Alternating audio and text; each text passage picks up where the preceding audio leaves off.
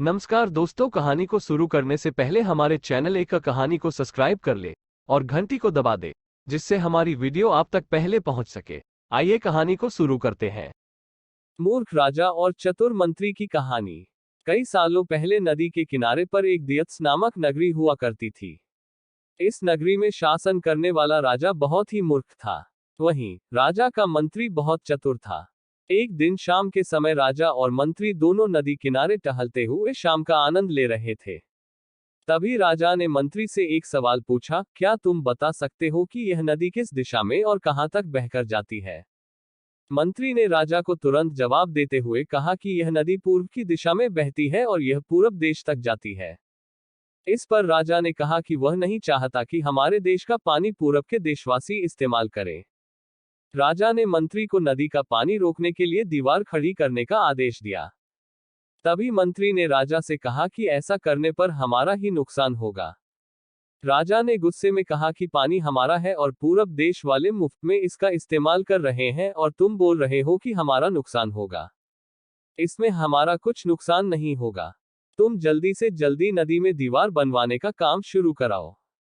मंत्री राजा की आज्ञा का पालन करते हुए कारीगरों को बुलाता है और नदी के पास दीवार बनवाने का काम शुरू करवा देता है।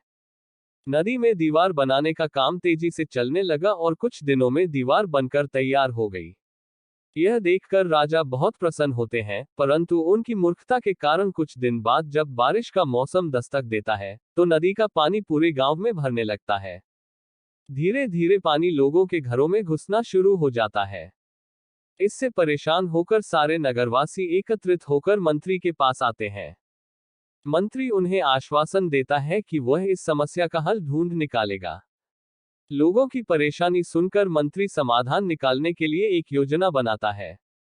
उन्होंने राजमहल में समय को बताने के लिए घंटा बजाने वाले शख्स को इसमें शामिल किया। वह समय के अनुसार घंटा बजाता था, जिससे लोगों को समय पता चलता था। मंत्री ने उसे कहा कि आज तुम प्रति घंटे की बजाय हर आधे घंटे में घंटा बजाना। उस आदमी ने मंत्री ने जैसा कहा वैसा ही किया। इससे जब सुबह के 3 बज रहे थे, तो उसने 6 बार घंटा बजाया। 6 घंटे सुनकर राजा और सभी नगरवासियों को लगा कि 6 बज गए हैं और सुबह हो गई है। राजा उठकर बाहर आता है, तो वहां मंत्री पहले से मौजूद होता है। बाहर अंधेरा देखकर राजा मंत्री से पूछता है कि अभी तक सूर्योदय क्यों नहीं हुआ है। राजा के सवाल का जवाब देते हुए मंत्री ने कहा, महाराज प्रातःकाल हो चुकी है, पर हमने पूर्व दिशा वालों के यहाँ पानी को जाने से रोक दिया है, तो शायद इसलिए उन्होंने हमारे यहाँ सूर्य की रोशनी को आने से रोक दिया है। इसलिए सूर्य उदय तो हुआ है, पर हमारे देश तक रोशनी नहीं पहुंची है। ऐसा लग रहा है कि अब हमारे देश में सूरज की रोशनी कभी नहीं पहुंच पाएगी। यह सुनकर राजा चिंता में पड़ जाता है और मंत्री से पूछता है कि क्या इसका कोई उपाय नहीं है। तब मंत्री उत्तर देता है कि महाराज, अगर आप नदी का पानी छोड़ देते हैं, तो हो सकता है कि वो भी सूरज को छोड़ देंगे। इससे राज्य में फिर से रोशनी आ जाएगी। राजा मंत्री को तुरंत नदी की दीवार तुड़वाने का आदेश देता है। मंत्री कारीगरों को नदी पर ले जाकर उन्हें दीवार तोड़ने के लिए कहता है। कुछ घंटों में कारीगरों ने दीवार गिरा दी और तब तक सूरज के निकलने का समय भी हो गया था। सूर्य उदय हो गया। सूर्य की लालिमा देखकर राजा बहुत खुश हुआ और मंत्री को इनाम देने की घोषणा की। राजा ने मंत्री की तारीफ करते हुए कहा कि तुम्हारे कारण हमारे राज्य में फिर से सूर्य उदय हो पाया है और तुमने हमारे राज्य को अंधकार से बचाया है।